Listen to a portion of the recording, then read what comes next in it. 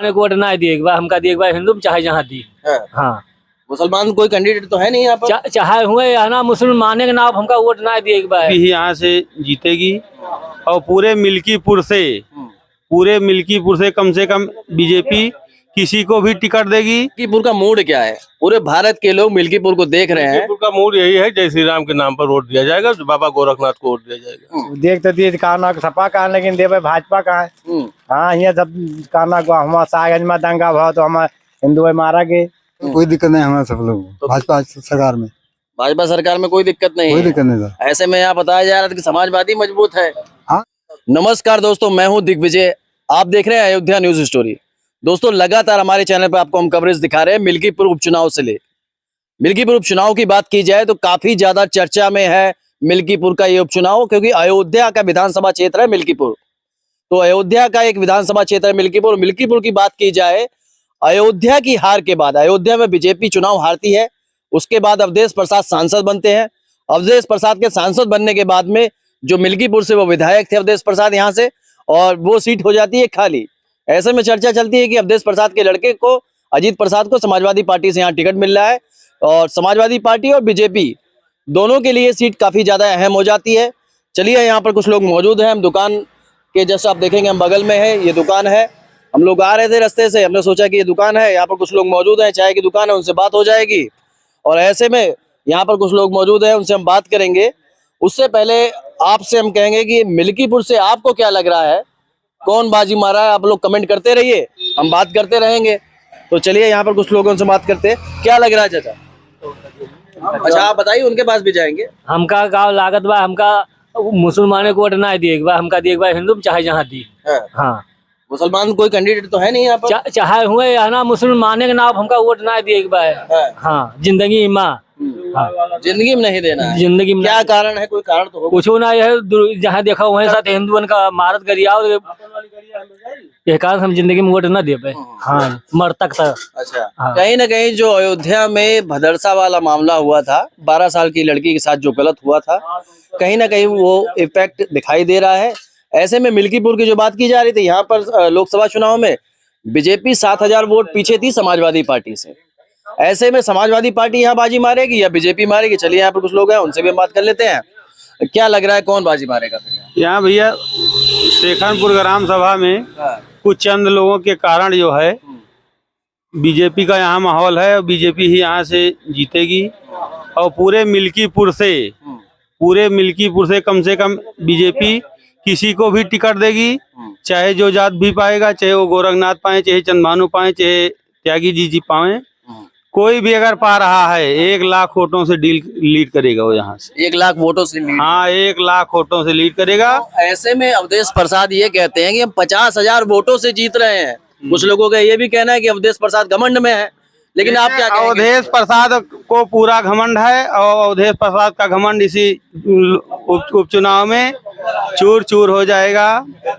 और बीजेपी के साथ कोई ऐसा वर्ग, कोई ऐसा वो नहीं, वर्ग विशेष नहीं है कि बीजेपी को वोट ना करे, सारे लोग बीजेपी को वोट। सर्व समाज का साथ दिखाई दे रहा है। ऐसे में हम लोग बात कर लेते हैं, ज्यादा से ज्यादा लोगों से बात कर लेते हैं। आप लोग कमेंट बॉक्स में अपनी राय देते रहिएगा। मिल्कीपुर का क्या मूड है जानने की कोशिश करेंगे। क्या कि मिल्कीपुर का मूड क्या है? पूरे भारत के लोग मिल्कीपुर को देख रहे हैं। मिल्कीपुर का मूड यही है, जय श्री राम के नाम पर वोट दिया जाएगा, बाबा गोरखनाथ को वोट दिया जाएगा, और नहीं पाते हैं तब भी जय श्री राम के नाम पर वोट दिया जाएगा। तो ऐसे में वो लोग जो लगातार कमेंट कर रहे थे, क्या अयोध्या में भी, जो अयोध्या में हार हुआ था, बीजेपी की हार हुई थी, क्या बीजेपी यहाँ पर भी हारेगी? कुछ लोग ये भी कह रहे थे बीजेपी यहाँ नहीं हारेगी, कतई नहीं हारेगी, लाखों वोट से यहाँ आगे जाएगी। ऐसे अयोध्या में भी लोग कह रहे थे, वो कहना उनका गलत था। कुछ लल्लू की कमियां थी, कुछ जनता की कमियां थी, इसलिए वो हार गई। लल्लू यानी प्रत्याशी की? जी। तो ऐसे में ये भी कहा जा रहा है कि 7000 वोटों से पीछे थी यहाँ पर लोकसभा में, तो विधानसभा का उपचुनाव है, तो ऐसे में कैसे किसी तरीके का झांसा देकर वोट ले लिया था यहाँ से, लेकिन अब वो झांसे वासा यहाँ नहीं चलेगा। बोल रहे थे हम बछड़ा पकड़ाएंगे, क्या करेंगे? भाजपा के जब गोरखनाथ बाबा थे तो कह रहे थे, धरना प्रदर्शन कर रहे थे, आज तक बछड़ा नहीं पकड़ाए। यहाँ बछड़ा पकड़ने चालू हो गए हैं इस समय। चलिए तो हम लोग बीजेपी को वोट करेंगे, बीजेपी को वोट करेंगे। ऐसे में हम कुछ लोगों से और बात कर लेते हैं, आप लोग कमेंट बॉक्स में राय देते रहिएगा। हाँ चलो आप नहीं बोलेंगे, कोई बात नहीं, और लोगों से हम बात कर लेते हैं। कुछ लोग क्या बोलने से थोड़ा बचते हैं, तो ऐसे में और भी जो लोग हैं उनसे हम बात करते हैं, समझते हैं।